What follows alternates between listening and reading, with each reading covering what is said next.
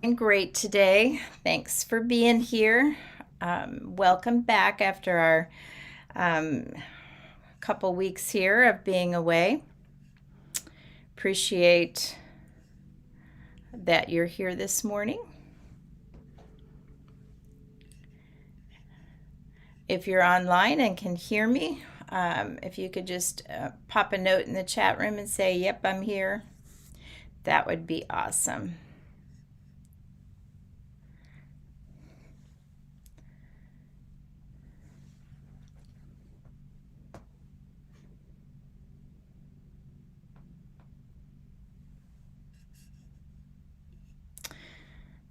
All right, there we are. Hi, Pat. Hi, Mary, Joanne, Cheryl. Great. Thank you guys for popping in.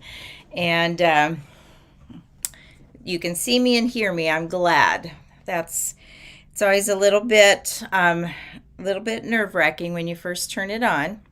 So today we are going to finish up the end of our applique.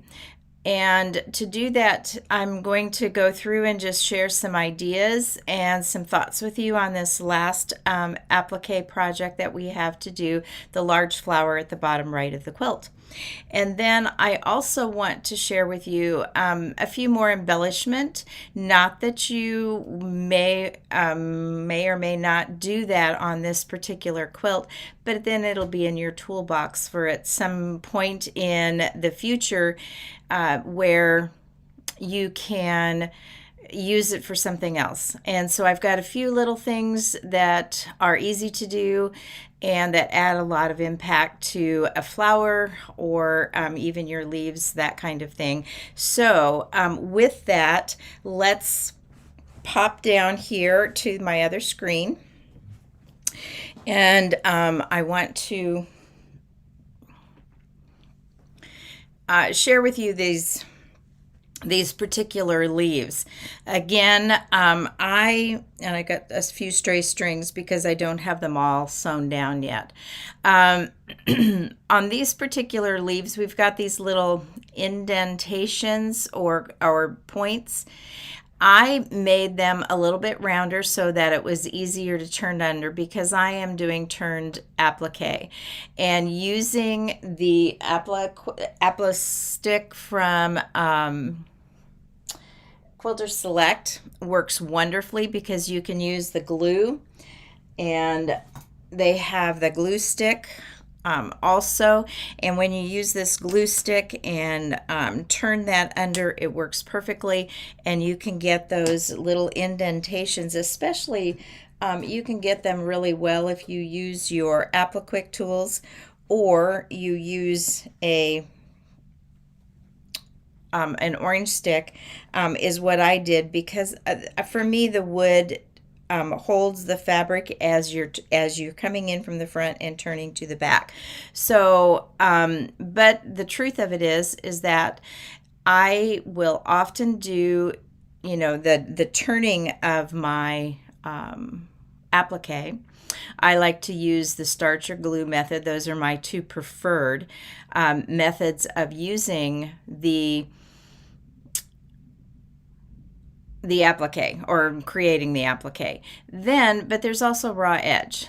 And I use that too, as I showed you a couple weeks ago with the bird. The bird had a lot of little indentations, a lot of little turns that was going to take a long time. And so I left it as a raw edge.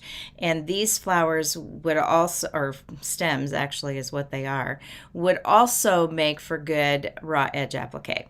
And for as far as I'm concerned, there's nothing wrong with that, about mixing the applique methods that you use for a piece of work. It's your artwork and your decisions, and the quilt police have retired. So I think, from my perspective, it works really nicely to incorporate both when I need them or feel like that's how I want to finish or accomplish my quilt. Then if we go up to the flower itself, there was a couple of things that I noted with the flower. putting these petals on was taking quite a bit of time and a little bit of aggravation for me, because I wasn't getting them into a circle very well. They were coming out oblong and kind of messed up a little bit. So what I finally did is, with this circle, I cut very carefully, about 1/4 of an inch all the way around to turn it under. When I did that and turned it under, then I was able to take that part, that 3/4 inch that you cut off the bottom of these petals when you made them, and put that at the edge of that 1/4 inch seam that I turned under. And when I did that, I got my circle, and the flower went on very quickly and very easily. And that made it really nice for me, because I had been struggling and fussing with it quite a bit before that to get those straight and even around that circle. But by taking a little bit of the glue stick and gluing that 1/4 inch turn under and putting the petals on there with the glue worked wonderfully and made it really quick and easy. Now, the flower is fine just the way it is, and you applique it down by machine, by hand, whatever method you want to use. You can use decorative stitches, whatever, however. And if you want to give the flowers a little bit more depth, we talked about using a little bit of paint or ink in the couple weeks ago, and you certainly could add a little bit of shadowing coming out of here to give a little bit of depth to this flower with a little bit of paint or ink if you wanted to, just to give it a little bit more dimension. But there's a couple other things that I want to show you. Every once in a while I run across a button, which this is, and it's just a great size. This one is nice and big, and it could certainly have been the center of that circle. When you're sewing buttons on, you want to get them nice and tight in the as you're sewing them down, and making sure that they're very stable, especially if you're going to be using the quilt, just like a blouse or anything else. You can still wash it. You can take care of your quilt, and it would be fine. But I like to use fun buttons like this. So when I see something like this, or find it or whatever, I have my mother's old button box, and there's some great finds in there. Pretty fun to use something like that. Then this is another thing that I will sometimes use, and it's Rickrack.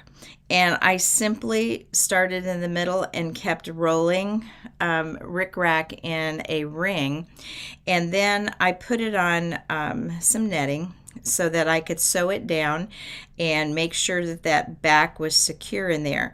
Now what I'm going to do is I will pull these leaves back and tack them down.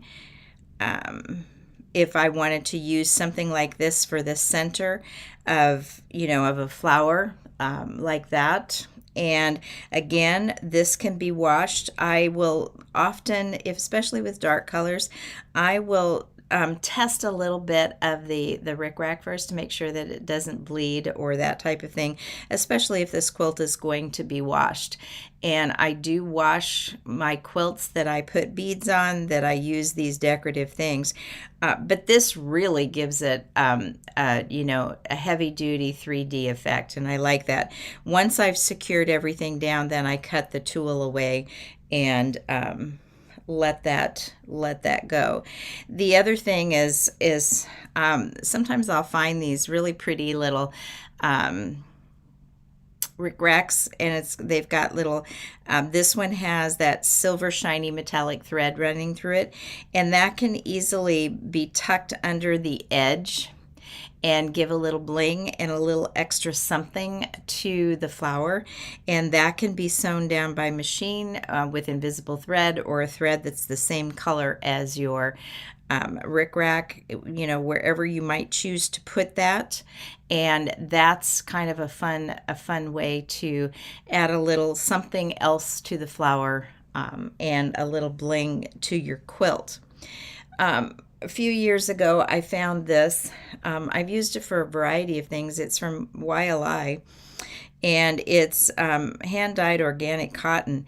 But what's cool about it is that you can make your own rickrack or whatever. You take a thread that's in there, and you pull it, and as you're pulling it, it forms into you can create your own ruffle, or rickrack if you mess with it. And what's really cool about that is that you can run that. You can even twist it and create a new flower. In the old days, I used to take bias tape and create these flowers for some of my Baltimore album quilts and things like that. So this thread makes it really easy, because before you had to sew this zigzag on your bias tape, pull it, and you'd get pretty much the same effect, which then you could create, flowers or centers or points like that. So this thread, kind of makes that a lot easier, and you can get it in all different colors and that kind of thing. So that's another possibility. And see, as you pull that thread, it just creates that nice ruffle, and you can add that to a center or create a whole new flower around that and sewing it down. The other thing that's sometimes fun to do is create a yo-yo. And here I put a button in the center of it, but that also makes for a lovely center to a flower.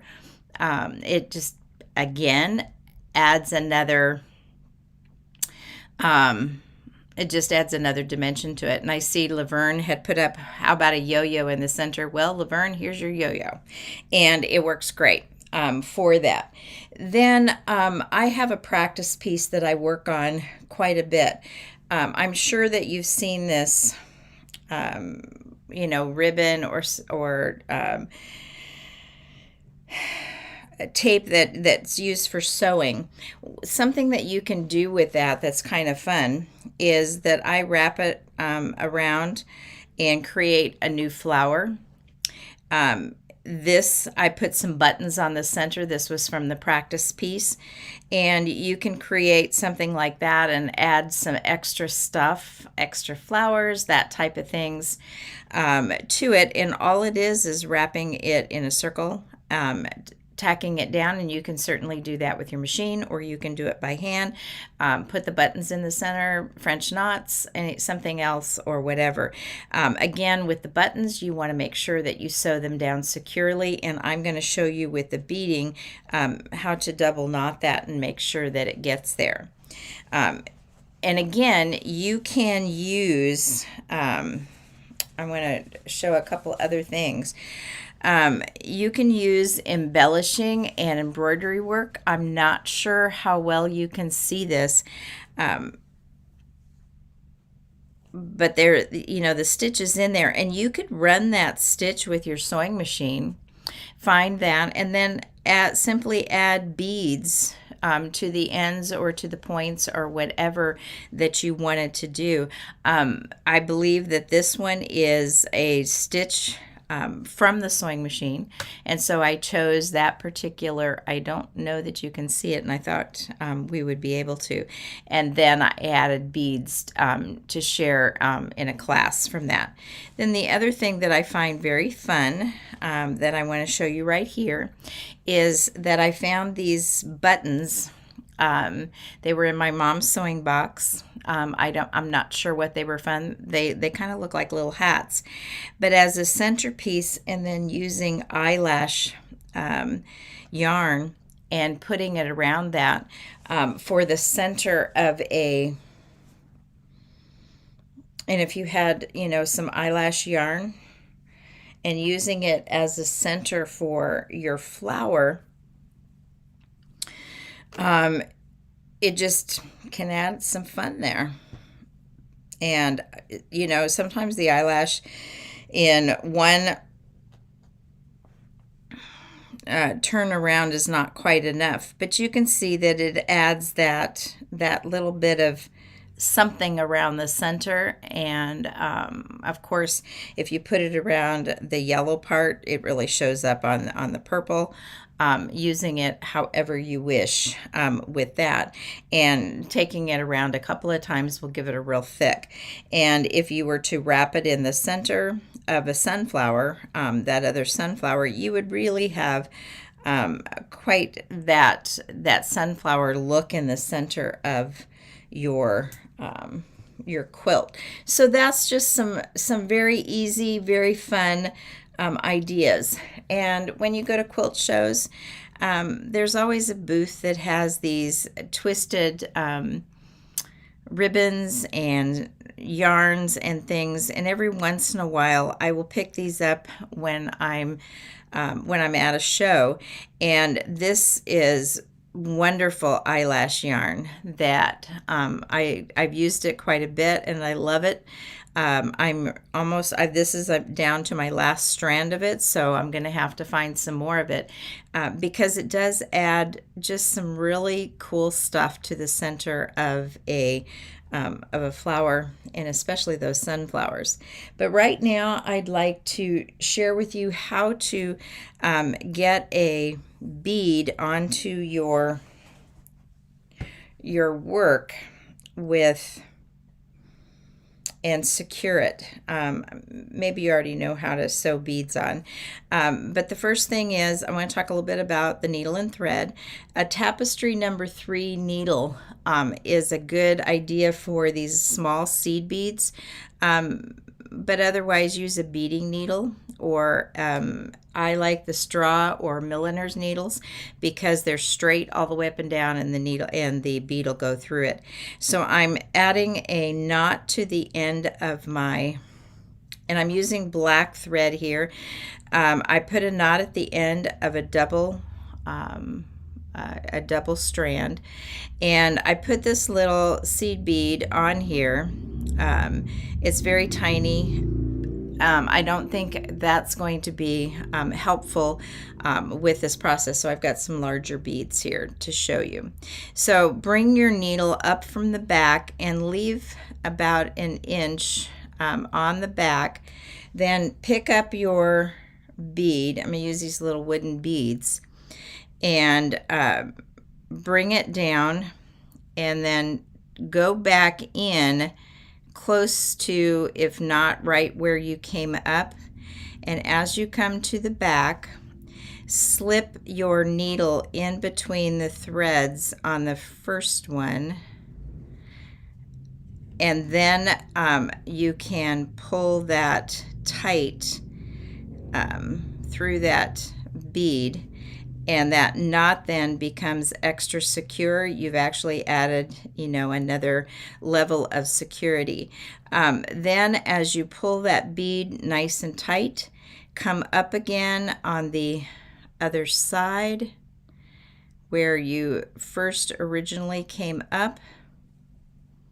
Run the needle through the bead again,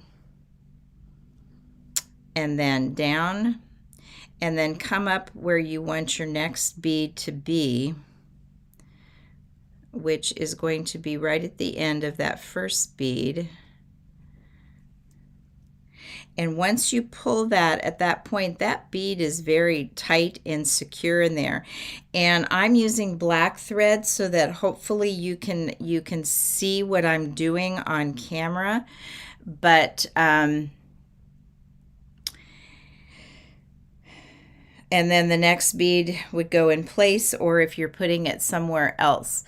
But I would use a thread that is polyester. It's got a little bit more strength than the cotton, and it will give a little bit more security. And use a thread that matches your bead, especially if they're glass beads, or small beads so that the thread blends in with your bead and doesn't stand out. Here with the black, I can see just a little bit in between because I've got that double thread. And on this particular bead, because they're wooden, I don't mind that a lot, but I would have preferred to have, the color of the bead in there. So that is how you can secure the beads on so that it can go through the wash with no problem. It's going to continue to be just fine with washing it if and when you wash your quilts. And so that now the bead is on there, and when you come back up and take that bead and go through it again, then the bead stays secure and it stays in place where you want your bead to be. And so that is how beads are sewn on for the applique. And some of you have made some decisions about using other things other than birds. I noticed that in some of the pictures that have been sent to me or put on the quilt show, that you have added more flowers. You've added some different kind of flowers. You have used butterflies, you've used other types of birds and all kinds of things. And I love it that you're taking this quilt and making it your own and adding your own little creations to it. And I know that someone has put some buttons that they found that look like bees. They've also created bees from beads and thread, and so embroidered those onto it. So there's many ideas, and I would encourage you to look at what others have done with this quilt to give you ideas in the future for other projects that we're going to be doing and that type of thing. So we've got this section now. We are done with all of the sections of the quilt. And so next week we're going to use and finish sewing that partial seam.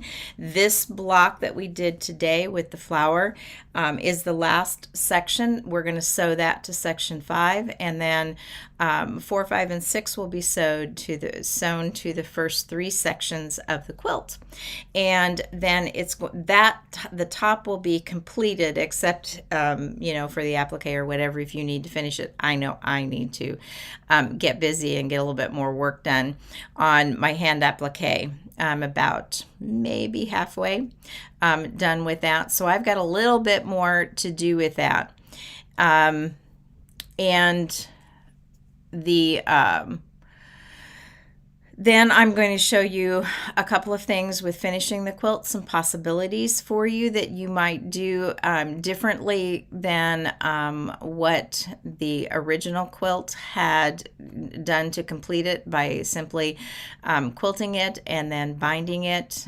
We'll talk about some binding issues, and we'll also talk about borders or whatever if you need to make the quilt bigger or you want to make it bigger. I know that a couple of people have shrunk the blocks. Instead of 10-inch blocks, they've made 5-inch blocks, which is really fun. And so I want to talk about those kinds of things and finish up this quilt. And again, very thankful that you've taken this journey with me and walked that. So the other thing, I see a question up there from Bonnie. How do you secure the beads if you put them on after the quilt has been quilted? And that's a great question, and thank you for asking it, because I forgot a little bit about that. If you're sending your quilt to a long armor, you don't want those beads and some of those extra embellishments on until the quilt comes back after being quilted.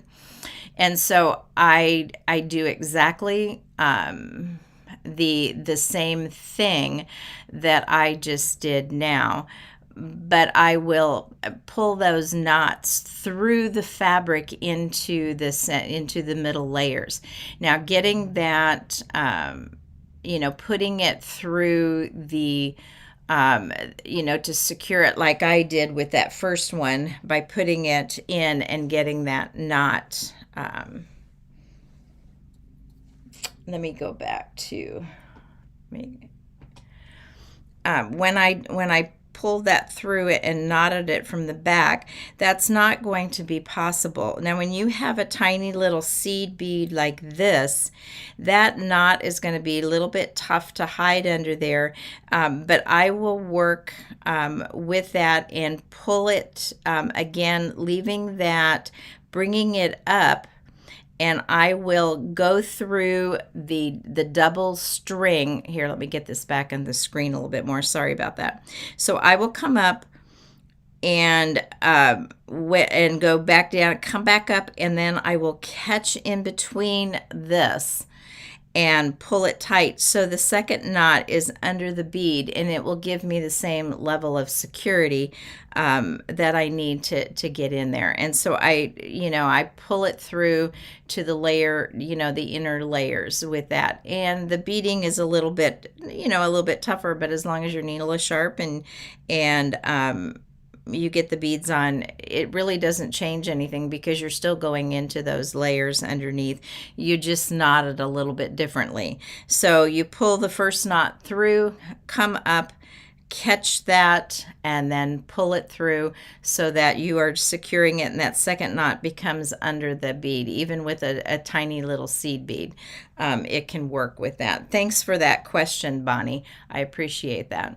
And if there are any supplies like the Applique, this Applique paper or any of that you still might need, you are welcome to go to the shop on the Quilt Show, and they have those available, and it's very easy to order, and you don't have to look really hard to find those. And I believe that those are now in the chat box where you can go to find some of the tools, not all of these ribbons and things that I showed. That was something that I have in my stash and that I use, but not necessarily that they have. But you can find those items, and I usually find them, when I go to a quilt show periodically, and I just have them in my stash. I have a box of just little bits and pieces of ribbon and things like that. I will have to say that I'm kind of a scrounger because I never need very much of anything. So I don't want yards and yards of stuff.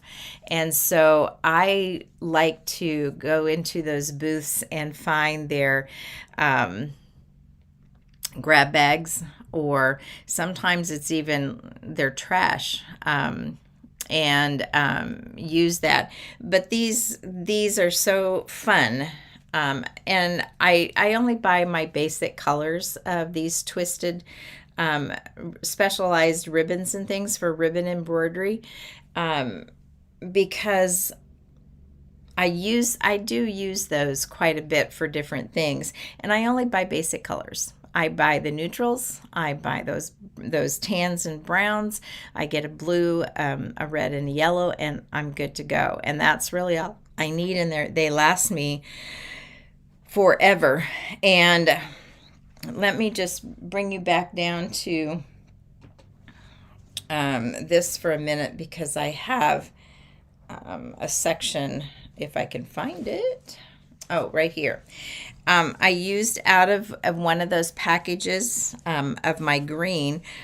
I made, it's basically a blanket stitch, and I made one short, one long, short, long, and at the end you could put a bead or something. I used tiny little French knots, and so things like that around your applique work really well. It's an easy stitch, it goes very quickly, and you can get that put in there. So anyway, that is a lot of ideas and possibilities to finish up with all of your applique. Hope it was helpful to you this morning, and I will see you next week as we finish off the quilt with adding those two sections together and getting that partial seam put in there, and then some finishing possibilities for this quilt. And then I'm very excited because we'll have some time this fall to do one-shot kind of things. Some of them will be possibilities for gifts for Christmas, for friends, or for yourself. And so some one-shot ideas, and then we're going to do a section on color theory, which I love to do, and hopefully that will be helpful to many of you. So those are some things that you can look forward to as the weeks come and go. So have an absolutely wonderful week, and I will see you back here next Saturday.